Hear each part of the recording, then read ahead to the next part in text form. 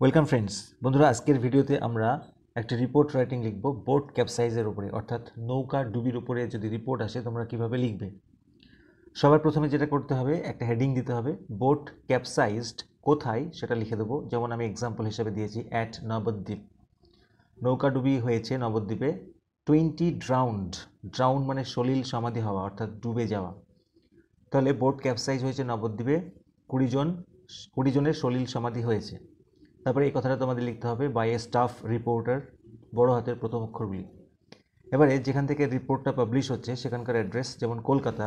এবার ডেটটা মেনশন করব, যেদিন ঘটনাটা ঘটেছে তার পরের দিন রিপোর্টটা পেশ হয়, ফলে সেই দিনকার ডেটটা দেবো।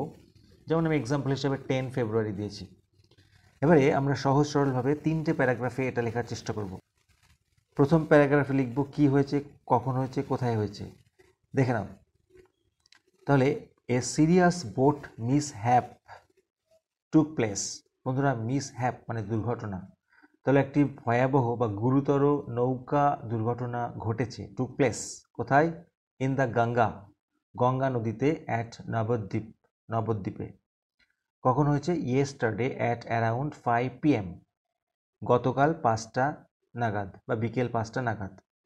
এই ঘটনার পরে কি হয়েছে? At least 20 people were drowned, কমপক্ষে 20 জন লোক ডুবে গেছে। অ্যান্ড 10 আদার্স ওয়ার মিসিং, এবং অন্য 10 জন হারিয়ে গেছে বা মিসিং।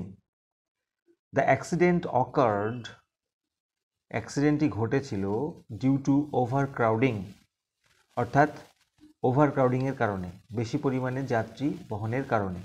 যা দরকার তার থেকে বেশি বহন করছিল, তাই জন্য এই অ্যাক্সিডেন্টটি ঘটেছে। তাহলে প্রথম প্যারাতে আমরা আলোচনা করলাম কি ঘটেছে, কখন ঘটেছে এবং কিভাবে ঘটেছে। সেকেন্ড প্যারাতে আমরা আলোচনা করব একটু বিস্তারিত। এবারে দেখে নাও, অ্যাকর্ডিং টু রিপোর্টস মানে রিপোর্ট অনুসারে, দ্য বোট ওয়াজ ক্যারিং, বোটটি বহন করছিল 50 প্যাসেঞ্জার্স, 50 জন যাত্রী।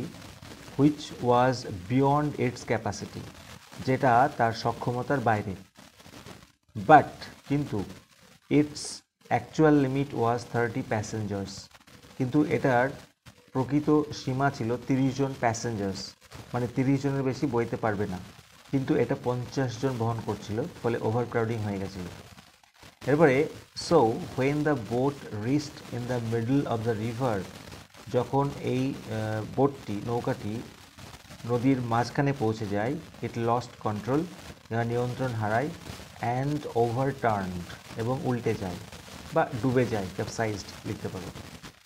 20 could swim assure safely, 20 people লিখবে তোমরা, 20 জন লোক সুইম অ্যাশোর অর্থাৎ সাঁতরে তীরে আসতে পেরেছিল, সেফলি নিরাপদে। The rest are either drowned, বাকিরা হয় ডুবে গেছে, অর মিসিং অথবা হারিয়ে গেছে।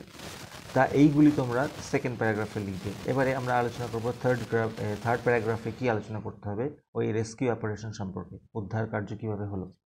উদ্ধার কার্যে কারা কারা এসেছিল দেখো। The water police and the local people, মানে জল পুলিশ এবং স্থানীয় লোক, স্টার্টেড রেস্কিউ অপারেশন, উদ্ধার কার্য শুরু করে।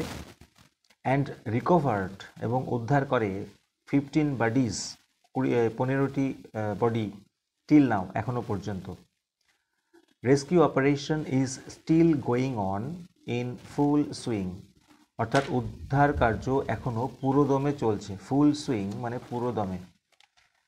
আর কি হয়েছে? রেগুলার ফেরি সার্ভিস, অর্থাৎ নিয়মিত যে ফেরি সার্ভিসটা হয়, নৌ চলাচল ঘটে, হ্যাজ বিন ডিসরাপ্টেড, সেটা বিঘ্নিত হয়েছে বা বলতে পারো স্টপড, থামিয়ে দেওয়া হয়েছে।